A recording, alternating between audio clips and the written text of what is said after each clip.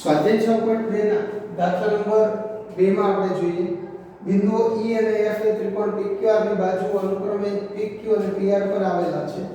નીચેના દરેક વિકલ્પમાં EF સમાંતર QR છે કે નહીં તે જણાવો. P આપેલું છે આપણને 3.9 સેમી, EQ આપેલ છે 3 સેમી, PF 3.6 સેમી અને FR 2.4 સેમી. મિત્રો યાદ રાખજો બે રેખાઓ સમાંતર ક્યારે થશે? તો કે જો બાજુઓના ગુણોત્તરો સમાન હશે તો આપણે દરેક બાજુનો ગુણોત્તર શોધીશું. સૌપ્રથમ આપણે અનુરૂપ બાજુનો ગુણોત્તર P ના છેદમાં EQ કરીએ છીએ. 3.9 છેદમાં 3 થશે. 39 ના છેદમાં 3 ગુણ્યા 10 એટલે 13 ગુણ્યા 3 39 3 3 નો લોગ થશે. આપણો જવાબ આવે છે 13 ના છેદમાં 10. હવે આપણે એને અનુરૂપ P ને અનુરૂપ બાજુ કઈ છે તો કે PF, EQ ને અનુરૂપ બાજુ કઈ છે તો કે FR. 3.6 છેદમાં 2.4 પોઈન્ટ આપણે દૂર કરીએ છીએ 36 ના છેદમાં 24. જો બંનેમાં પોઈન્ટ પછી એક એક અંક છે એટલે બંનેના 10 10 નો લોગ થશે. તો આપણે કરીએ 12 36 12 24. જો અહીંયા આવે છે 3 ના છેદમાં 2. હવે ગુણોત્તર ખરેખર 13 ના છેદમાં 10 3 ના છેદમાં 2 બંને સમાન હોવા જોઈએ પણ અહીં નથી.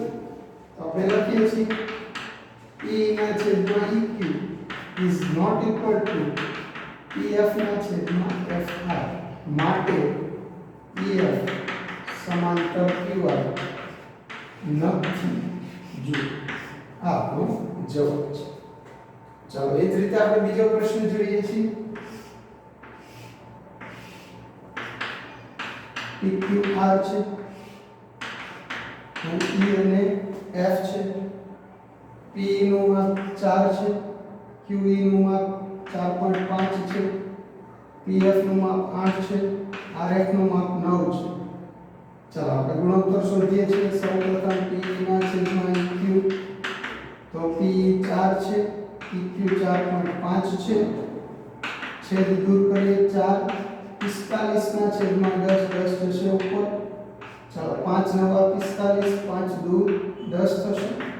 4 દૂ 8 છેદમાં 9. આનો ગુણોત્તર આવે છે 8 ના છેદમાં 9 એટલે કે 8 જેમ 9. હવે આપણે જોઈએ PF ના છેદમાં FR.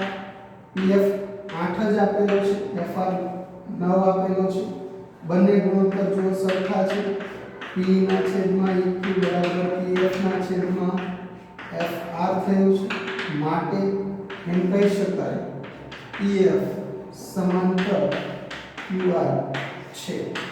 જો બીજા પ્રશ્નમાં સમાંતર છે.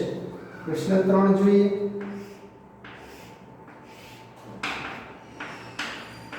PQR EF PQ નું માપ છે 1.28 આખાનું આપેલું છે. PR આખાનું આપેલું છે 2.56. PE 0.18 આપેલ છે અને PR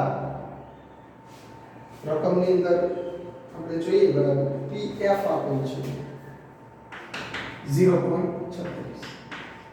ચાલો હવે આપણે ગુણોત્તર ચેક કરીએ.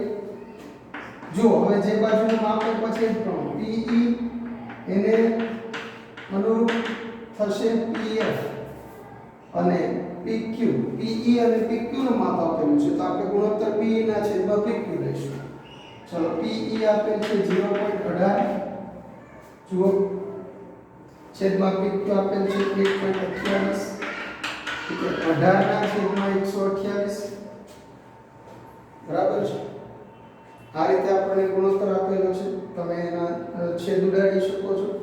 18 ના છેદમાં 128 એટલે કેટલા થશે તો કે 9 દુ 18 અને 64 દુ 128. બે બેનો લોગ થશે. 9 ના છેદમાં 64 જવાબ આવશે. હવે જોઈએ આપણે PF છેદમાં એને અનુરૂપ PR. PF માટે આપણે PR બાજુ લેવી પડશે. તો PR PF 0.36, PR 2.56. 36 ના છેદમાં 256 છે.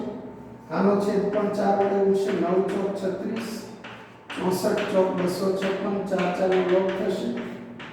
9 ના છેદમાં 64 ગુણોત્તર સમાન આવ્યો છે P ના છેદમાં PQ બરાબર PF ના છેદમાં PR છે એનો અર્થ એમાં ગુણોત્તર સમાન છે તો શું કહી શકાય તો EF સમાંતર QR છે આ રીતે થશે જો સ્ક્રીન પર તમે દાખલો જોઈ શકો છો બરાબર સમજી અને પછી તમારે ગણવાનું રહેશે